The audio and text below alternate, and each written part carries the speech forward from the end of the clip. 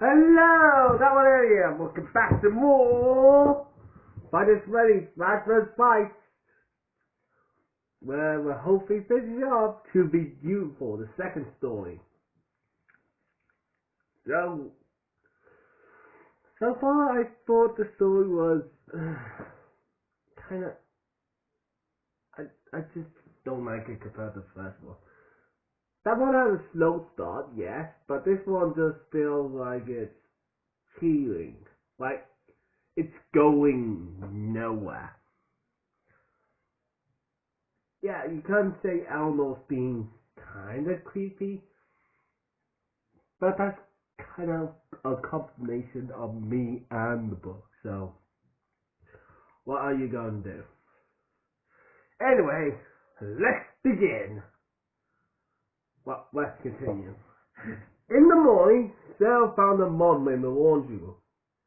Can you drive me to the mall to meet my friends this afternoon? She asked. Mom looked up with an unlovely giant smile. You're quite a sort of bus flying this weekend. What time are you supposed to meet them? She folded a fat towel and set it in the laundry basket.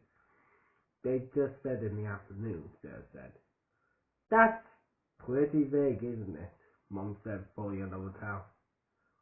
I don't know. The way they said it, I kind of feel like I should know or just know what they meant. She was so shocked to be accepted, even on the trial period, by the Beauitfuls that she was afraid to ask questions.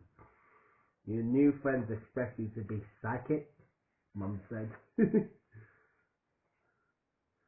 You don't like my new friends, do you? Sarah said. I don't know your new friends, Sarah. I just know they were girls who wouldn't give you the time of day before, and now they're suddenly inviting you to hang out with them. It's kind of strange. I mean, what's changed? I changed, Sarah thought. Just look at me. But, she said, maybe they just finally decided I was a likable person? Yeah, but what took them so long, Mom said. You know, what friend of yours I like? Abby. She's smart, she's kind, and she's straightforward. You always know where you stand with a person like Abby. Sarah didn't want to tell her Mom that she and Abby weren't speaking to each other currently. So instead, she said, 2 o'clock. How about you take me on the mall at 2 o'clock? Okay. Mom tossed the towel there. Now help me fold. Once Sarah got dropped at the mall, she realized that Lydia hadn't about where to meet them. The mall wasn't that large, but it was big enough to turn searching for them into a very difficult game of hide and seek. She could text Lydia, but she supposed, but it kind of felt like in order to be accepted by the group, she had to figure out the way they did things without making a nuisance of herself. If she was only accepted to the group on a trial period, she didn't want to make any missteps. One false move and she would be back to eating lunch at the dinner table. Loser table. Why did I say dinner table? Misspeaking. After a few months of fall, she decided to head to the mall's most expensive department store. The Beauitfuls definitely wouldn't be hanging out somewhat cheap. Instinct was good. She found out at the front of the store in the cosmetics section, trying on lipsticks. There, you made it, Lydia said, giving a Christmas lip smile. She was Lydia's smile there. The other girl smiled too. Hi, Sarah said, smiling back. She really hadn't made it, had she? And not just to the mall. She had great looks, a gorgeous, nice boyfriend, and the friendship of most beautiful girls in school. She could never have that her life would be this good. Oh, Sarah, you should try this on this lipstick, Junior said, holding out his gold jewel. It makes it sparkles, and it will work perfect with your skin tone. Sarah took the two, leaned over the makeup counter, and smoothed on the lipstick. There's really pretty on there. It matched the nail polish that never seemed to fade from her fingers at all. It looks like lipstick a princess would wear, she said. So you're reflection with pleasure.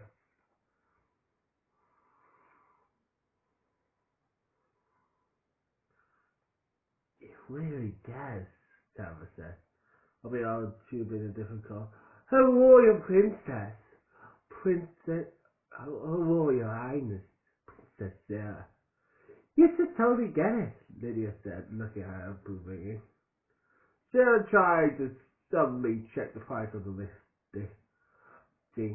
$40. She hoped her shock didn't show. That was more than she paid for the outfit she was wearing. But then again, she probably couldn't buy lipstick in a thrift store. Think about it, she said. Oh, go on, Emma said.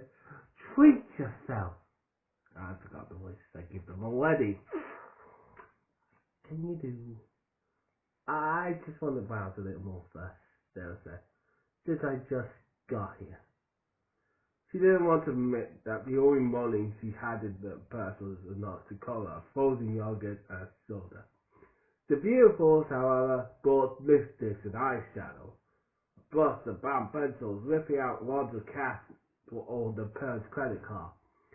After they finished at the makeup count,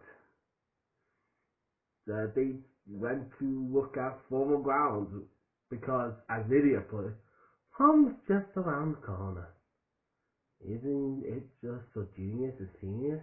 Sarah asked. It's for juniors and seniors and the dates, Lydia said. So if you can find a junior or senior to take you, then it's just around the corner. She nodded. She's the head niece, she's not older. Yeah, Sarah said, but she didn't mean it. She liked Mason the way AG was. Besides, she was sure she was ready to date an older guy. The dresses were beautiful. They were the colors of jewels, amethyst, sapphire, ruby, emerald. Are we just making Pokemon versions? Some were sparkly, others that's me. Others were smooth and shiny, and others were translucent with lace and tube. They took turns trying on dresses and modeling them in front of the mirror, taking pictures of one another with their phones.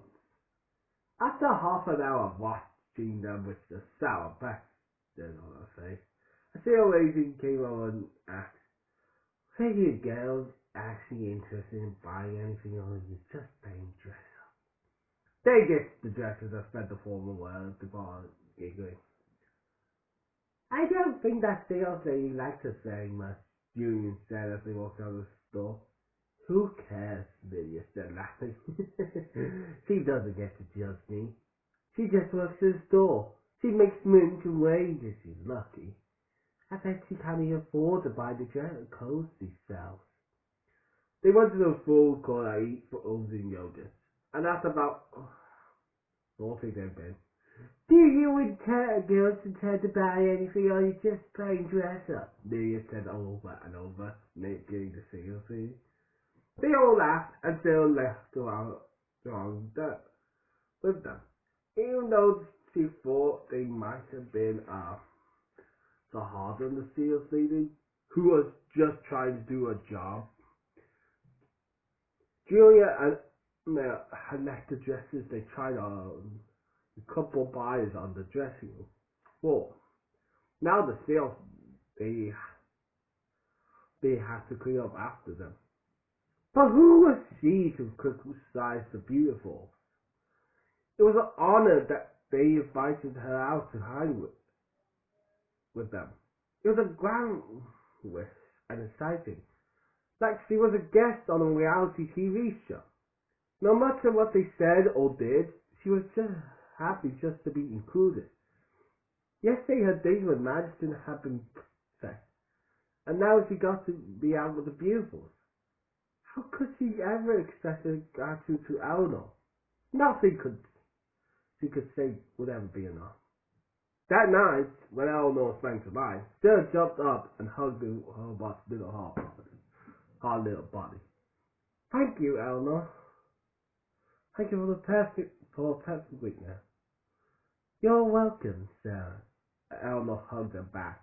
And as always, the sensation was odd. There was no softness in her hug. It's the least I could do. You have given me so much. Sarah stepped down halfway to sleep, but her rest was disturbed by a strange dream.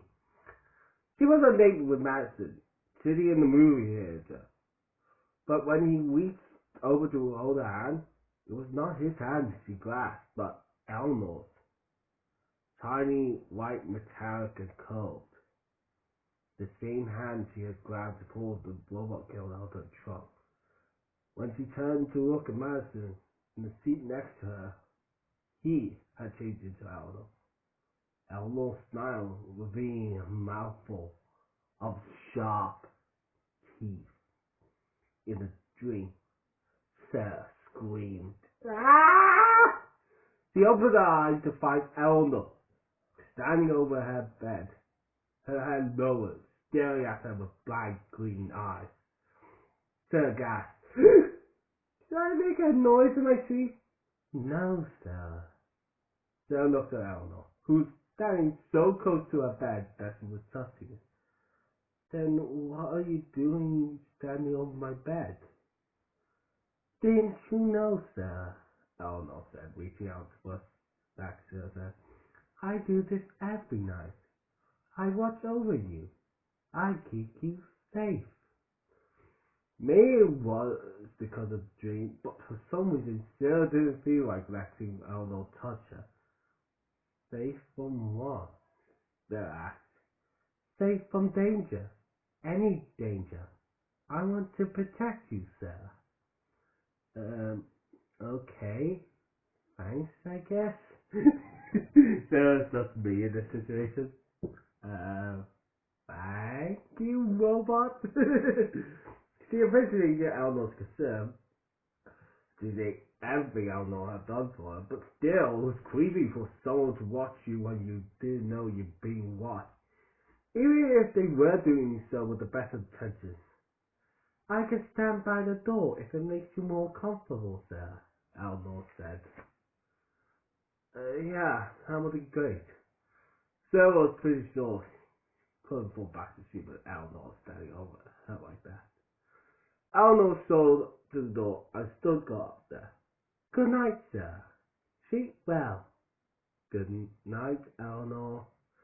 Sarah didn't sleep well. She didn't know what, but something was wrong. In the cafeteria, Sarah stood in line with the other Beauitfuls as they waited to the empty trays. Leah texted the night before they would all be wearing the skinny jeans today, so Sarah was wearing hers too. She bought the jeans and a few tops and a couple of pairs of cute shoes when her mum was shopping the other week. They also bought a few bras that did a new figure justice. Can you believe what she's wearing? She's dressed like a preschooler, Lydia said. Like a preschooler for a poor family, shouted Abby. With horror, Sarah realized the girl they were criticizing was Abby, who was emptying a tray ahead of her. True, Abby was wearing pink overalls, so the preschool color wasn't too far off the mark. Seemed mean to reduce some of her whole value of present to the clothes she wore. That's Abby, Sarah heard herself saying. She's really nice. She's been my friend since kindergarten.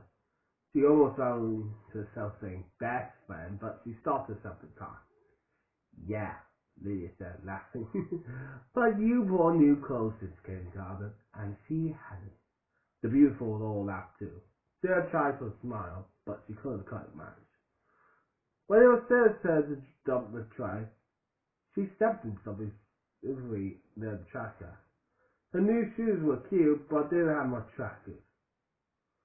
The fall felt like it took forever, but she was sure it was only a matter of seconds. Then she was right on her back. School. Sarah, that was hilarious, Lady said. What a crap.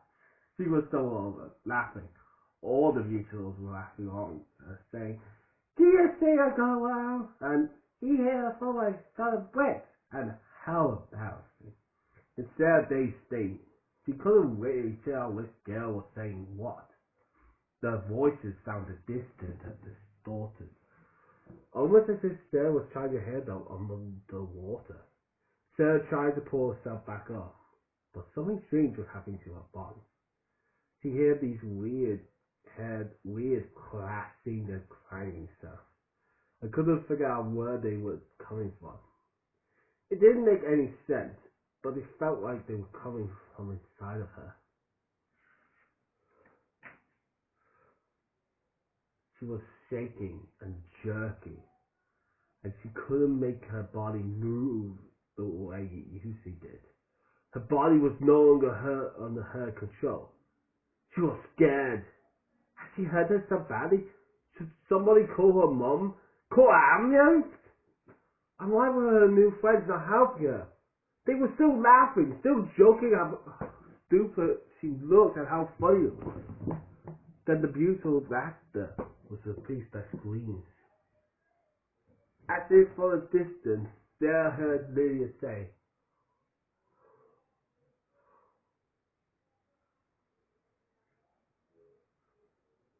what's happening to her? I don't understand.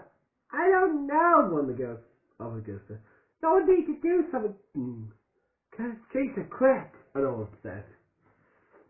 A terrible thought occurred to Sarah. She put her hands on her phone.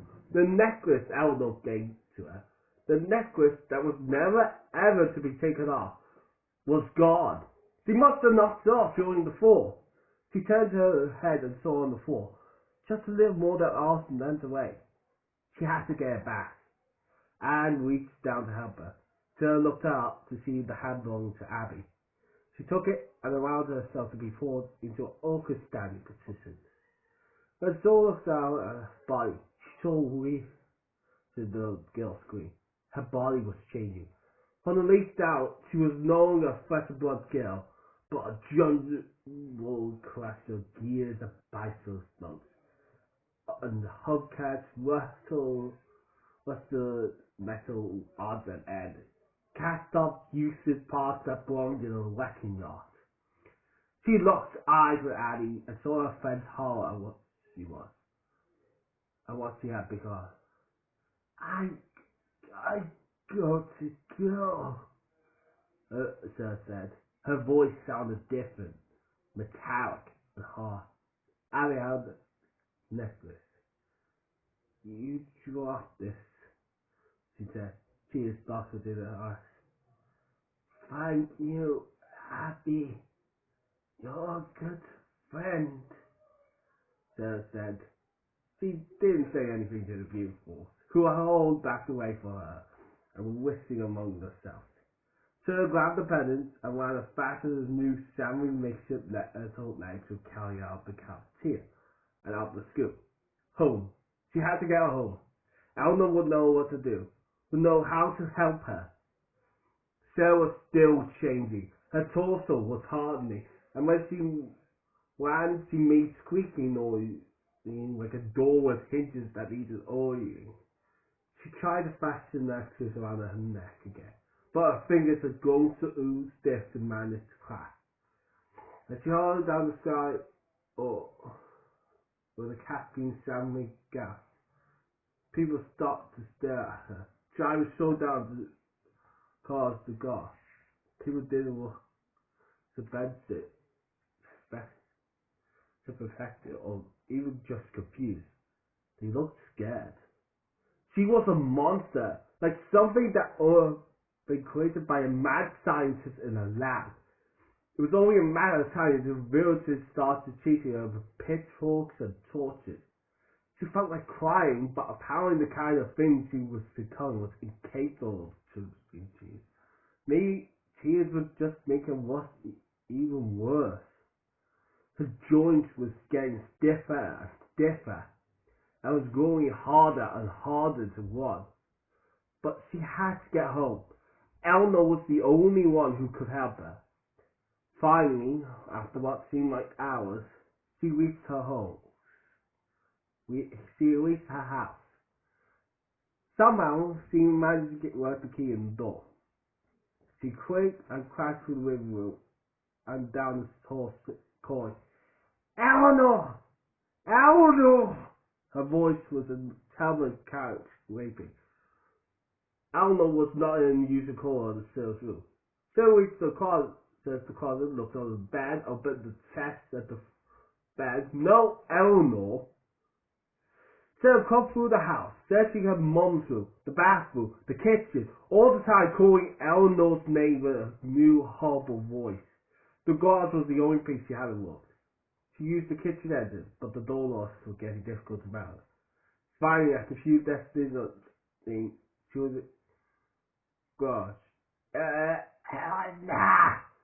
She called again. The jaw was stiff, and it was getting harder and harder to form words. Eleanor Lane came out as Eleanor! Maybe the robot killer was hiding for a purpose. Maybe it was some kind of joke or game. She looked at the high storage cabinet against the back of the wall of the glass. It seemed like a good hybrid. With some difficulty, she grabbed the handle of the cabinet door and pulled. It was an avalanche. Clear plastic bags holding different objects in weights and sizes toppled out the cabinet and fell to the floor with a dull, sickening thud. Sarah looked at the floor. At first, her brain couldn't even see what she saw. One big bag contained a human leg, another a human arm. They were not body parts of adults, and they didn't be a result of accident.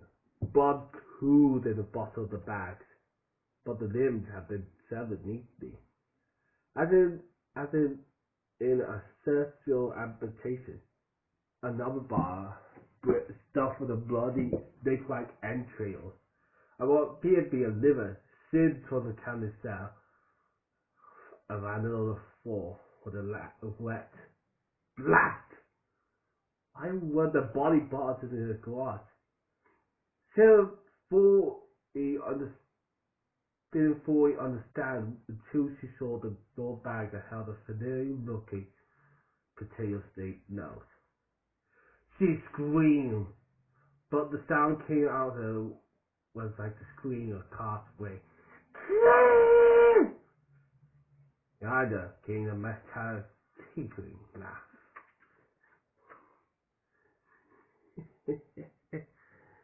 Sarah Lowe's body was almost immobile, but she dragged herself to face Eleanor. I made your wish come true, sir, the pretty robot said with a metallic giggle. And return. Sarah noticed something she'd never seen Eleanor. An RC button just before Eleanor spoke. Oh, up Sarah Harsey pendant. Eleanor laughed again, then pushed the Harsey button. She jerked and shook, but she also physically softened. The silver is changing the picture state of Carlos's skin. A matter of moments, she was dead weight of herself. The old self, the real self, the Sarah who, looking back on it, hadn't been so bad looking after all. Sarah, who had spent way too much time worrying about her appearance. Abby had been right. She had been right about a lot of things. Eleanor poured on her old proud surgery, all her stresses and attention. Well, you certainly made my wishes come true, Eleanor said, smiling to his old smile. So then she put the button that opened the glass door. Sunlight flooded the room, and Eleanor Sarah gave a little way. They came out into the sunlight and down the sidewalk. Sarah's ears filled with a deafening creaking and cracking. She couldn't control her movements. Distant rustled metal parts disconnected from her and fell cackling to the floor. She was falling apart, crashing into an ugly chassis, a hideous, useless cluster of garbage to be thrown away and forgotten. In an old mirror propped up against the glass wall, she saw herself. She was no longer a pretty girl, or girl at all. She didn't resemble a human of any kind. She was nothing but a rusty dial, dirty pile of junk. She felt sad, then she felt scared, and then she felt nothing at all. Sarah died that day, and that was the end of credits. Well, that was a thing. How long was that? For some reason that felt shorter. Jesus Christ. Okay.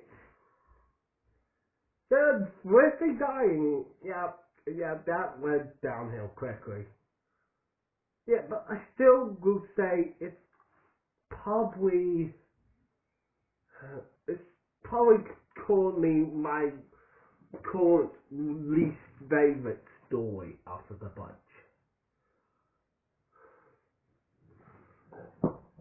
My current least favorite. It just starts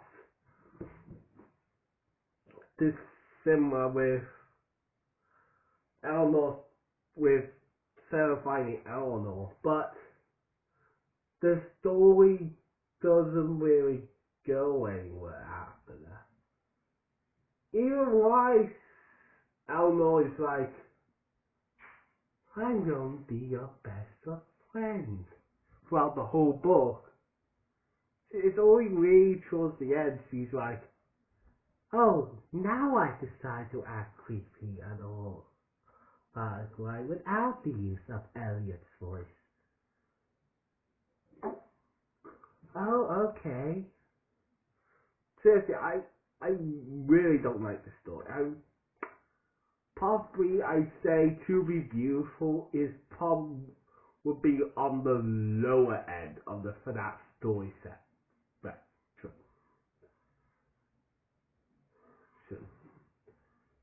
So yeah, definitely my least favorite so far.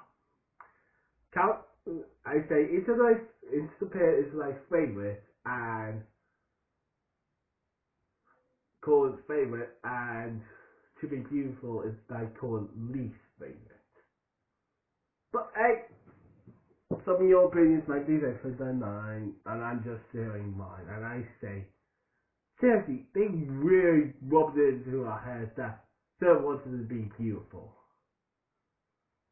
I get it. Showing beautiful is like you Sarah, but the whole last bit with the dates with Madison and the Beautifuls, you could have cut that out entirely and still got the point across. That she was finally being accepted in a new beautiful form, and then you could have done it during the Beautiful's Mordred. I get Abby wouldn't have been there, but you could just make all an excuse like she did. She could have been shopping at the same mall. That simple. But yeah, it's my current least favorite. Next time we start the third story. Oh, count the ways.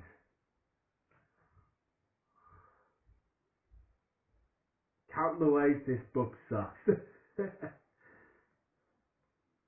It's probably also 40 pages long. 193. There's 193 pages. Jesus Christ. So yeah, next time